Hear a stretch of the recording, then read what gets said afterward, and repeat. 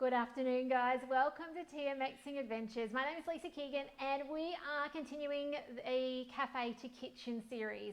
Today we're doing a cafe classic of waffles and I'm going to substitute some plain flour today for some gluten-free flour. So come along today and see how easy it is with a Thermomix to do this swap. I've also got some other tips along the way. I am using full cream milk today. Usually I use the dairy-free milk and I've got some tips around that as well. So we're going to go straight to start cooking. Now, if you've got a TM6 and you've got cookie dough and you've got open the other recipes from UK, US, do go searching because you want to get the Australian recipe, so it's in grams, but there is one in ounces as well. So just be mindful of that. Now, first step, preheat the waffle maker. Mine's up the back there. It's just a cheapie. You don't need anything fancy and special to do this. It's not an expensive waffle maker, okay? So just a powered plug-in one. I've had it for ages. Now, first thing first is we're going to whip up some egg whites. So has any of you guys in the chat, do say hi if you're watching, by the way. I'm just going to come over so I can see the chat. Has anyone actually ever had a challenge whipping egg whites before? I'd love to know. Put it in the chat if you've had a flop with your egg whites. Now, really conveniently in this recipe, if it flops, I've made this enough times to know that it doesn't actually matter. You can still use them. But that doesn't help you if you're making something like a pavlova or a meringue that you actually want fluffy egg whites. The tip is your bowl has to be dry and it has to be oil-free. So you can't just kind of get away with a quick rinse in a sink. You actually have to either have it gone through a dishwasher or washed with vinegar. Okay, so there's a couple of hints for perfect egg whites that are fluffy and light. Hey Juanita, hey Amy, how are you? Hey Vicky. So butterfly, where does that go? That's often a phone call I get from those of you guys who are my customers. And the best place to remember is you're looking inside your bowl at your blades and you're looking for a knuckle. There is one blade that goes upwards in a knuckle shape like that. And you're going to put it on the blunt side. Okay, so, or you might think back side, or you might think anti-clockwise. It depends which way your brain works. Is it anti-clockwise, blunt, or back? It doesn't matter, but it's your high blade and it's on the back of that side, the blunt side. Once that goes in and all the way down, you're good to go. It actually will lock in under those blades as it spins and it won't pop out. So long as you don't go over speed 4 and so long as you don't have lumpy bumpy things in there. If you've got lumpy bumpy things, it can bounce off, okay? You don't want it to bounce off.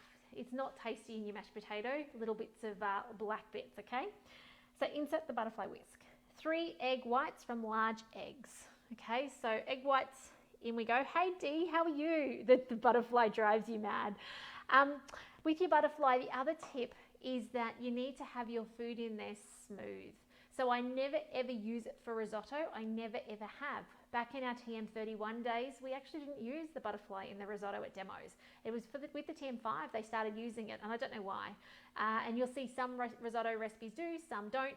Just leave it out. It makes no difference. Things like Fruity Dream or whipping cream or egg whites, you've got smooth in there so it won't bounce off on you. It's things like I find mashed potato that drive people crazy because sometimes it has those bumps in there and sometimes our potatoes aren't smooth yet. So take out your butterfly, whip it till it's got rid of the chunks because as soon as you have the butterfly in there, it protects the blades from chopping.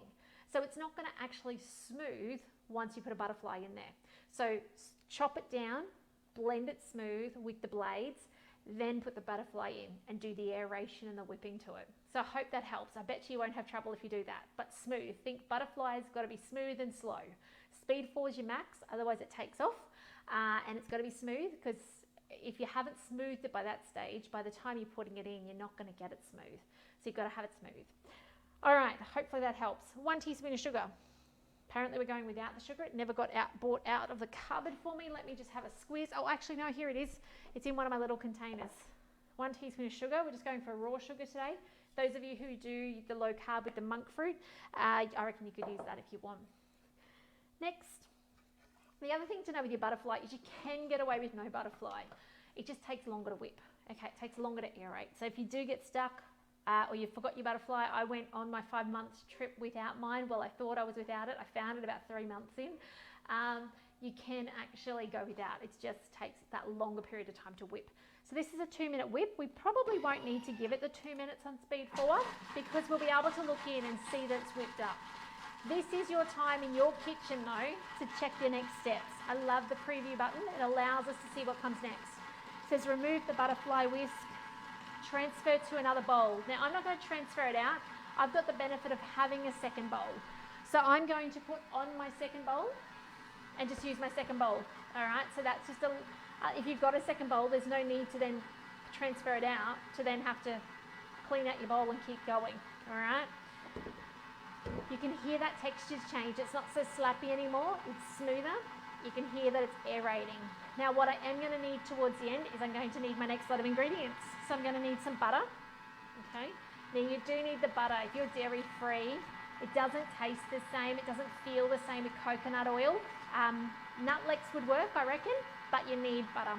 Otherwise, you're going to melt the butter. What else do we need out? We need some whole milk. So as I said, I have used almond milk before. All it does is you'll find it's not as browned up at the end because you don't have that milk in there to, I guess, burn or lightly brown. You'll find that your waffles are a bit pale. They still work, they're just a bit pale, okay? Plain flour, so I'm using gluten-free flour, plain flour. Just swap it in equally, it's perfectly fine. I think we're nearly done. Well, I'm just going to stop it because it's taking too long. But the gluten-free flour is just a straight swap. All right. I do find I don't feel like they are quite as crispy as you'll find your normal plain flour ones, but certainly just as delicious. It also, though, probably comes down to your little cooker that you're using as well. Look at this. Perfect egg whites. How cool do they look? Let me come closer. So, clean bowl does the trick. However, if you are making these later and you do not get that result, please don't throw it out. I promise you, these will be just as amazing if they don't work. Okay, I've done it before multiple times. You guys know that I'm the queen of making mistakes. So it's okay, just continue on. All right, I'm gonna put my other bowl on, remove the butterfly whisk, transfer aside. I've put that out the back. So now here we go, 85 grams of unsalted butter. If you've got salted butter, use it, okay, it'll work. It just means you won't put the pinch of salt in later if it calls for a pinch of salt later. I think it does. The kids were really handy. They got all the ingredients out for me. They're very excited to have one of these this afternoon. So 85 grams, in that goes. With our Thermomix, those of you who are fairly new watching along, you don't have to have warmed butter. You can actually put in your cold straight out of your fridge butter. That works perfectly fine, which is awesome because I'm never that organised to have it out. All right, although I am having trouble, the fridge must be super cold today, having trouble cutting it. Normally I would just do massive chunks, but here we go. In that goes.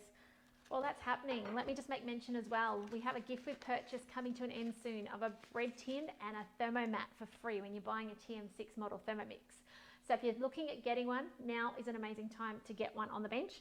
More importantly though, you get me with it, all right? So if you're curious about getting one on the bench, wondering what payment options there are, things like that, send me a message and let me know, and I will send you the details so that you can figure out how to get one in your kitchen, and then I can help you get the very most out of it, which is what I love, which is why I'm here every afternoon. On with the lid, it's gonna melt that down. It's not gonna take 2 minutes, guaranteed, even though my butter is really cold. So, this recipe, by the way, is super similar to pikelets. That's why if you muck up your egg whites, it'll still work. That's exactly the reason why. Because if you think about it, normally with pikelets and pancake recipes, you don't actually separate your eggs and aerate it. So all you can do is lose a little bit of that fluffiness. But it'll work perfectly fine. Hey Debbie, how are you this afternoon? I see you got your pizza oven out. They looked amazing, those pizzas. That is so cool. So you can see this is melting down. I can hear it's melting down. If you are using coconut oil instead, I actually don't think it's going to work with coconut oil, but if you're using a liquid oil, what you could use, oh here we go, you're getting in my brain thoughts this afternoon, guys, sorry about this, grapeseed oil.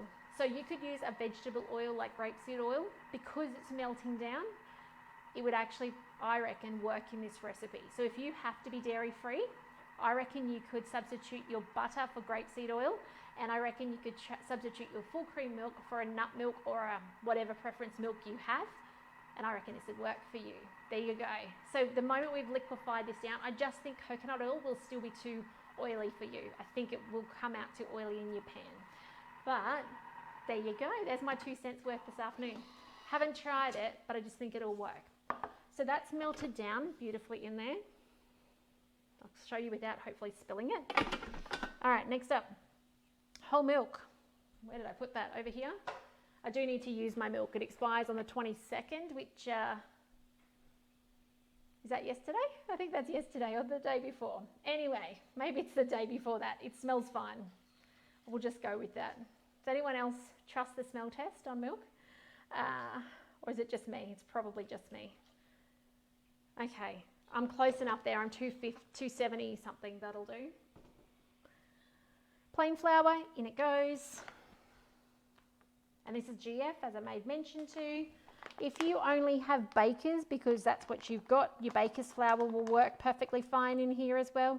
What you can't do is swap it for like a nut flour. They don't work the same. All right, I've had a query recently about that. Can I just put in an almond meal instead of a plain flour? No, totally different absorbencies, okay? What are we up to? Baking powder. This is what gives it the rise. So this is actually what you can add to plain flour normally to turn it into self-raising flour. So 100 grams of plain plus a teaspoon of this, you then have your self-raising. So we don't buy self-raising flour. We just actually convert it ourselves. All right, and we're nearly done. 1 teaspoon of salt. And has anyone made these before? Anyone in the chat actually done them? I'd love to know. Do say hi and let me know if you made it. Now it says vanilla extract. I need to make some more. One of my goals this weekend is to actually try and make some more. Well, not try, I will make some more. Find the time to make some more vanilla because it is such a beautiful flavour in here. I think I've got some lemon curd left in the fridge, so I actually might put that in there. Oh no, we got enough. We'll get a little bit out. So this is the vanilla paste off cookie dough. Well worth making. It's beautiful. You will need vanilla beans, which I get from Vanilla & Co. online. I wait till they've got a sale on their, normally they're lower grade or they're ones that are about to expire, and buy it then, okay? So 3 eggs, there's your yolks going in, and insert the lid. Now while this is spinning off in a second, I'm actually going to grab a spatula for the next step. Our next step is the folding step to keep the beautiful egg white airiness. So let me spin this up and let me find a spatula.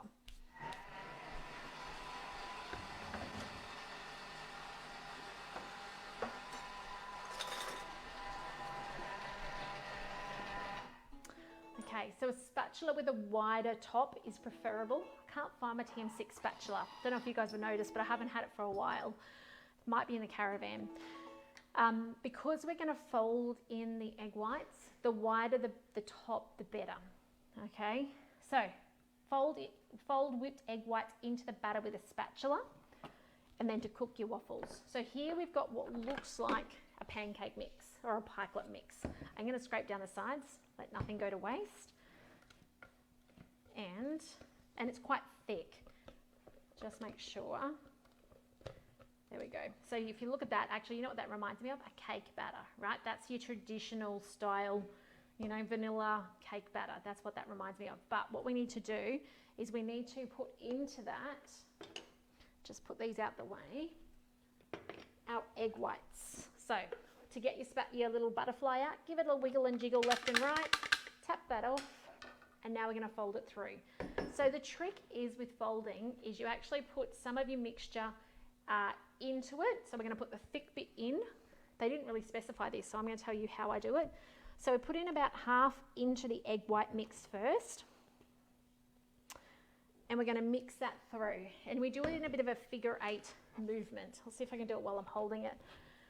So you want to go across and then back, because we're trying to, and I don't know if you guys can see that very well, we're kind of actually turning it over. I tend to try and go backwards as well. And by doing only half the mix, we're trying to retain the little air bubbles, because the more air bubbles we can keep in here, the fluffier this mix is going to be. You will see the texture of your mix soften. Like this was really thick and battery. This one is quite runny and airy. Runny is probably the wrong word, but it is a different texture in there. You'll see those air bubbles in there. Now that we've got that semi-combined, we're going to go back the other way and gently put them into the bowl this way. Try and get out all that batter. And then they're literally ready to put into the waffle maker. So just grab the rest of that mix. And I'll just check the recipe, how many it's meant to make. However, this is obviously going to depend on your waffle maker. If you've got a massive one, it's obviously going to make less than if you've got a little tiny mini one. And if you don't have a waffle maker, if you've got a pie maker, you could make them in a pie maker, I reckon, because it's just a fluffier pielet. You could try and make them freeform, but I think you'll lose, it'll just be pikelets, okay? I don't know that there's any other way around it. So let's just check how many it makes. Recipe details. It says it makes 4. Mine makes more than 4. Mine makes about 8. But again, it's going to be your waffle maker. That's going to make up the difference. So you'll see by the time you've mixed this through, most of the lumps are gone. Try and probably be gentler than I am. I am on live video and I don't like taking up your entire afternoon. But you can see that texture's now changed. Before, that batter stuck on my spatula. You can see it is runnier now, but you can also see the air bubbles consistently through it. So now it's just a matter of cooking it off in your little cook type thing that you would do your waffles on. So as you're watching along today, hashtag replay if you're watching the replays. Remember to share this with your friends and family who have a Thermomix, or maybe they're curious about a Thermomix. Tell them the ease it brings. Remember to invite your friends and family to your home and show them how amazing it is to make cafe food in their own home or your own home. And next week we'll continue on. I've got some more recipes I want to show you, bringing the cafe to your kitchen and show you how easy it is to make these things when you need to or you want to from your home, rather than going out and doing that. So have a fantastic weekend, guys. Do take care. Those of you who are traveling around in this rain at the moment, please do take extra special care on the road. It is wet out there.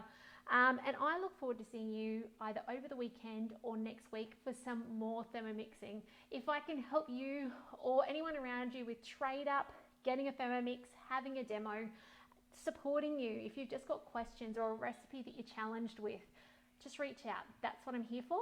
I'm only ever a message, text message, DM, PM, whatever away. So please don't be a stranger. But take care, and I'll see you next week for some more Thermomixing. Bye for now.